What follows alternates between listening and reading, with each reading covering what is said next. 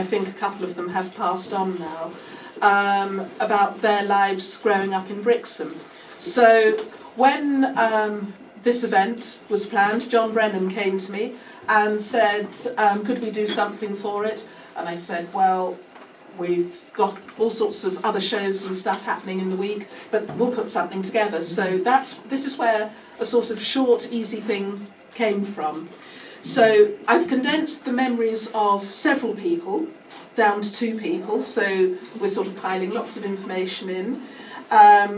It is going to be recorded. I've got the original recordings, so we will make a history resource available later on. So, into character.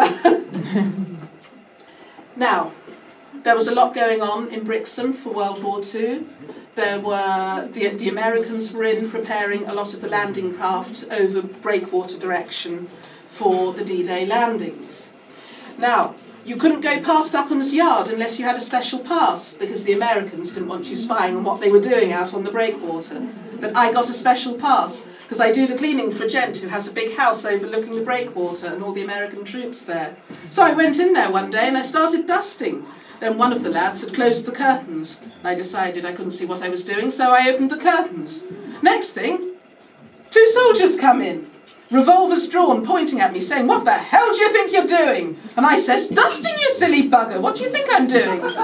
And he said, "Do you know what the rules is? Shut those windows up." So I shut the windows and he said, "If you want a bit of light, light the gas lamps." So that's what I did. I thought they were going to shoot me.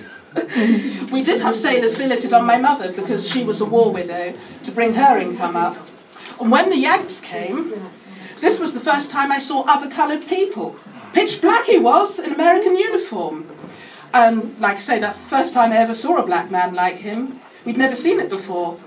What got me was they segregated them, and I didn't like that. Didn't see the point. They were all soldiers doing the same job, and it really wasn't right. I do remember D-Day particularly too, because we had to keep indoors, and we were indoors for 2 days. We weren't even allowed out on the street. My dad was in the Navy. He liked yachting, and he'd also joined the Naval Association. Therefore, he was called up immediately. I didn't see my father for a long, long time. However, he was on a ship called the Asian Escrow, and it was a minesweeper. They got blown up in the Indian Ocean. Then, on the front page of the Daily Mail was the picture. Full-blown picture of this ship being blown up. And of course, being young, Alex here didn't understand why Mother was crying, you know. And what it was, it took 3 days before they knew he'd survived. And to add a little bit more to it, well, my father saw a lot of people killed there. He was able to get into the water. And he heard someone shout out, "John! John! John!" You know, which was a typical West Countryman name. So he went over to this chap who came from Plymouth in New Hampshire. This chap had the top of his skull blown off, and he said my father rescued him, brought him up, and he said, well, all I could see was his brain. They got picked up. This poor chap died, obviously. Father was sent to Ceylon. And whilst he was there, they called him in the office and said, "We're going to post you to Brixham. You're going to Brixham and you're going to look after the barrage balloons." And so he came home. And that's what he did, look after the barrage balloons. Well, it was during the time they were all preparing to go over the other side. And I can remember distinctly my father coming home and said, well, I've said cheerio to them, because he'd been doing these jobs, and all the landing craft, well, where they were all completely covered there, out of armour. And then when they'd gone, all you saw was emptiness. They'd all gone, you know, and it was so weird. I remember the soldiers coming down Station Hill where I was, and they were sat with their backpacks leaning against the wall, waiting for their turn. They were going to go on the landing barges, and my mother and all the nurses were giving them cups of tea, whatever they had. A lot of them. They never came back. Our neighbour learnt his trade shipwriting out in Upham's, and when the war started, he was asked to go out on Breakwater Beach and start another shipbuilding yard there. He'd been a part of building it, and they had no covering whatsoever there, just one balloon to guide them. And these Messerschmitts kept coming over and shooting and machine gunning and what have you. And they, well, apparently they sank the London City about 3 times. But anyway, our neighbour had a few days off, so we went over to Torquay for a break. Then, on Sunday afternoon, we were down Breakwater Beach, and we saw these planes. And somebody said, "Oh no, that's the Spitfire coming, that's the Spitfire coming!"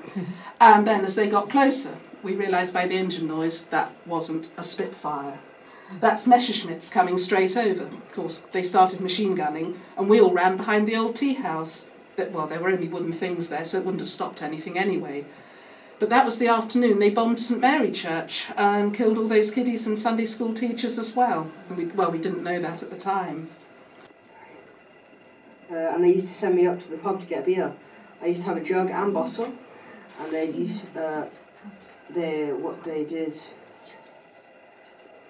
did they let me have it?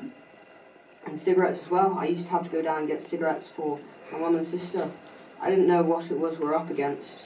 We were after cigarettes, chocolate, chewing gum, the lot. We didn't know how serious war was. It was like a game to us in many ways.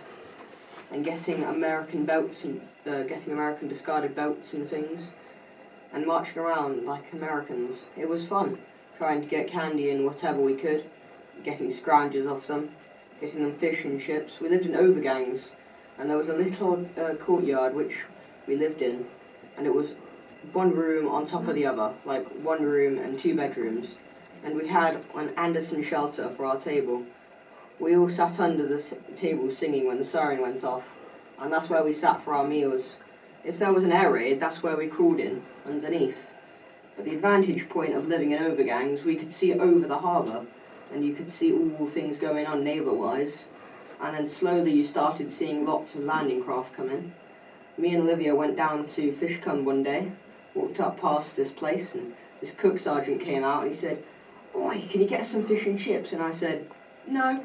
He said, "Why not?" I said, "Well, it's about a mile away and it'll be cold by the time we get back." So he said, "Well, that doesn't matter, we can warm it up." So we went down to my house, and my dad got a big trolley, so we pushed it down to Cox Fish and Chips down bottom of 4th Street, and out the Yanks gave us all this money. I mean, we had to take it home and that was it, but they were going to warm it up, so they didn't care. So I put all this money on the counter, and it was cooking and cooking. It was filling up and up and up until it become level with the top. He said, "There you are, that's all yours." So I got one handle off the other. We pushed it all the way down to Fishville, and the Yanks see us coming. They start running with their mesh tins. The cook sergeant came out, so he started yelling, "Get away, get away!" So we all got these hot plates, and they got these fish and chips and that. And then afterwards, you tell me, "What? You still got yours?" He gave us loads of cigarettes for our parents, loads of candy for ourselves, and a teddy bear each. I've still got mine. Oh, and when we were out, the Americans were building the American Road through Churston. Bulldozers cut through the corner of the fields, 2 fields out there, so they didn't have to go down into the wooded area, which came out by the stile. And at the other place, which is Overgang, the airplane men, they were sat down there watching the gangs with the bulldozers. I mean, it was always a tight hairpin like that, but by the time they'd finished, they'd had to change that so that the tanks pulling guns could turn when it came down from Northfield Commons, down through there, because they would have never turned otherwise.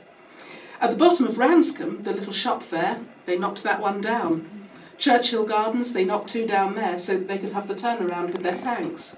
Well, me and Alan went looking for golf balls, came through the woods, and as we got up near the wall, there was a terrible argument going on. It was terrible. So we climbed up and looked over, and there was all these Yank soldiers there.